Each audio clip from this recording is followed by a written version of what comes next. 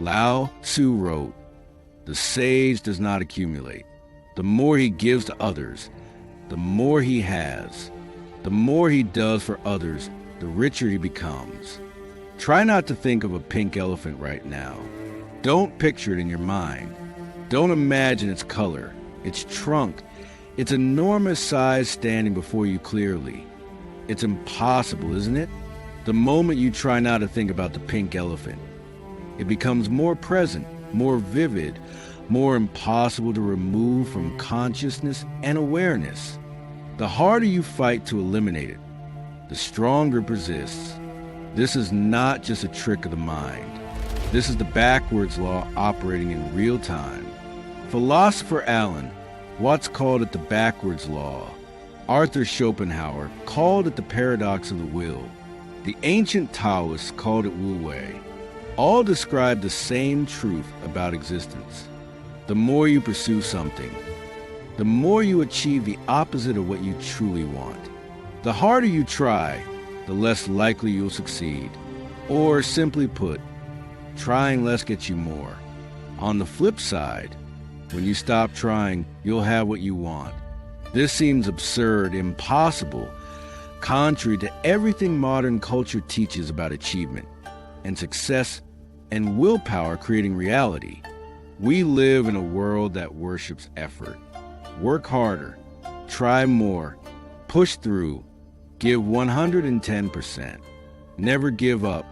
Hustle until you make it happen through sheer force. And for certain things, this works. If you want money, effort probably helps earn it. If you want to run a marathon, training builds the stamina required for that distance. But the backwards law isn't about worldly achievements. It transcends them. It's about getting what you really, truly want. Not what you think you want. Not what culture tells you to want. What you actually want. The thing we're all chasing beneath every pursuit. The Holy Grail. The goodie. But what is it? Is it wealth? Is it love? Is it success? Power? Recognition?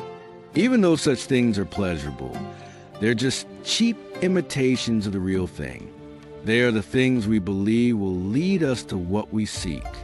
But as the backwards law reveals, the more we seek, the less we find. The more we chase these outside circumstances, the further we remove ourselves from what we truly desire. So what do we desire? Do we desire happiness? And if so, what is happiness? Is it something we acquire through external things like love and material possessions? According to Alan Watts, we don't know what we truly want because we cannot define it. He said, "You don't really know what you want for two reasons. Number one, you have it. Number two, you don't know yourself because you never can. The Godhead is never an object of its own knowledge. Just as a knife doesn't cut itself, fire doesn't burn itself, light doesn't illuminate itself.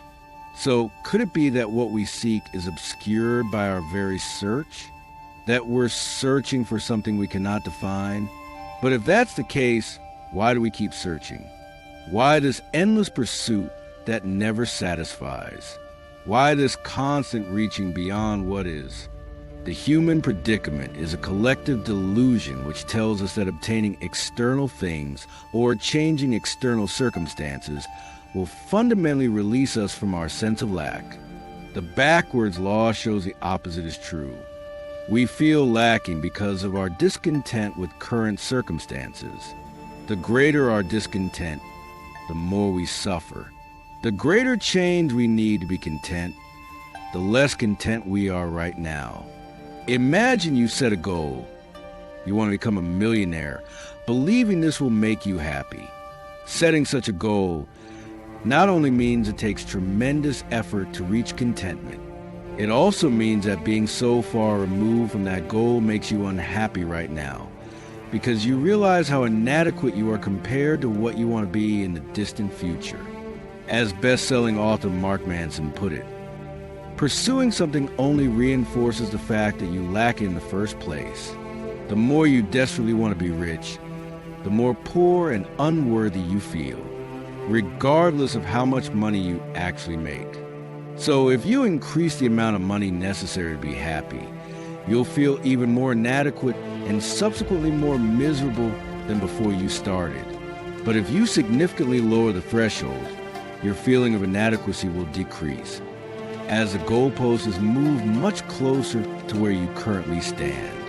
Nevertheless, we still choose to set the bar high, oftentimes far above our current position, and by doing so our feeling of inadequacy is deep and persisting. We maintain the itch by our very attempt to scratch it and eliminate discomfort. The human tendency to continually pursue more as a cure for the itch, while simultaneously maintaining that itch by that very pursuit, seems illogical. And that's precisely the case according to German philosopher Arthur Schopenhauer. Schopenhauer concluded that we want what we want because, like anything else in the universe, we are representations of the will to live, or simply the will. This will is an illogical, directionless force. Schopenhauer argued that the will is a continual striving that causes us to live a life of suffering that cannot be ended by anything that the world has to offer. Because of this pattern, we pathologically want more than we need, driven by an incessant sense of lack. The mind perceives lack because it believes that the present moment is not enough. Something is missing, but it doesn't know what. And thus, we keep escaping what is into situations that we perceive as more pleasurable. But when we get there, we eventually find ourselves in the same dissatisfied state that we try to escape. Schopenhauer stated, "Thus also every keen pleasure is an error and an illusion, for no attained wish can give lasting satisfaction. The will is why we strive. The will is why we seek relentlessly forward. But following it never satisfies, because the will itself is the very thing that keeps us from getting what we want. The pursuit prevents arrival. The seeking obscures what is sought desperately and endlessly." Schopenhauer argued that the only way to be truly content is negation of the will, which leads to a blissful, empty state, free of striving. In other words, stop trying to get it, and you'll have it. The Tao Te Ching describes this state. He does not store, and therefore he has a superabundance. He looks solitary, but has a multitude around him in his conducting of himself. He is easy and leisurely and wastes nothing. He does nothing and laughs at the clever and ingenious. Men all seek for happiness, but he feels complete in his imperfect condition and unchanged circumstances. Accept imperfection, and you feel perfect. Accept loneliness, and you feel content alone. Try to be perfect, and you're imperfect. Try not to be lonely, and you're miserable by yourself in isolation. Accepting a negative experience is a positive experience. But fighting a negative experience means that you suffer twice. Once from experience itself, once from your resistance to it. Double suffering, double pain. Alan Watts stated, "When you try to stay on the surface of the water, you sink. But when you try to sink, you float." In the same way, when you try to fall asleep, your effort will keep you awake. Only when you stop trying, you'll doze off. And when you hold your breath, you'll lose it. But when you let it go, it continues on its own. When we stop trying to be happy, we'll be happy because there's nothing we need beyond what is. When we stop trying to be rich, we'll live in abundance because we're content with what we have. And anything on top of that is a bonus. Thus, the only way to have what we want is not to want it. And that's what the backwards law teaches us about desire and satisfaction. There's a Zen story that illustrates this paradoxical idea by explaining how we can clear cloudy water. Imagine there's a pond with cloudy water, and we want to see its floor clearly beneath the surface. We can stir the water or try to remove the cloudiness with our hands. But this won't work. It only makes the water cloudier. The only way to see its floor is by doing nothing, until the cloudiness subsides and the water is clear. The cloudiness represents our desires, our thoughts, our dissatisfaction. The stirring in the water and attempts to remove the cloudiness represent our grasping for happiness desperately. Seeing the floor represents contentment, which only happens when we leave the water alone and let the cloudiness subside by itself. Hence, stop trying to get it, and you'll have it without effort or force. Being aware of the workings of the backwards law doesn't mean that we should never set goals, never have ambitions, or never pursue change.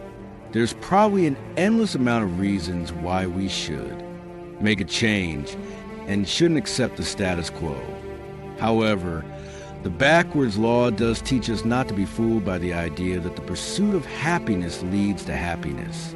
It's quite the opposite. And with that knowledge, we're able to enter that blissful state of not wanting a bit more often. Because, as Alan Watts stated, the mystery of life is not a problem to be solved, but a reality to be experienced. Stop trying to experience it, and you will. Stop trying to solve it, and you understand. Stop trying to be happy, and happiness is what remains when trying ceases. The pink elephant disappears when you stop trying to remove it. The water clears when you stop stirring it. Happiness appears when you stop chasing it. Contentment arrives when you stop demanding it from circumstances. This is the backwards law. This is why trying less gets you more.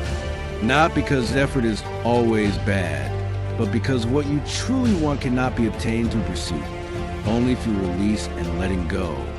If you like this video, please like and subscribe for more ancient wisdom on the paradoxes that govern existence. Thank you for watching.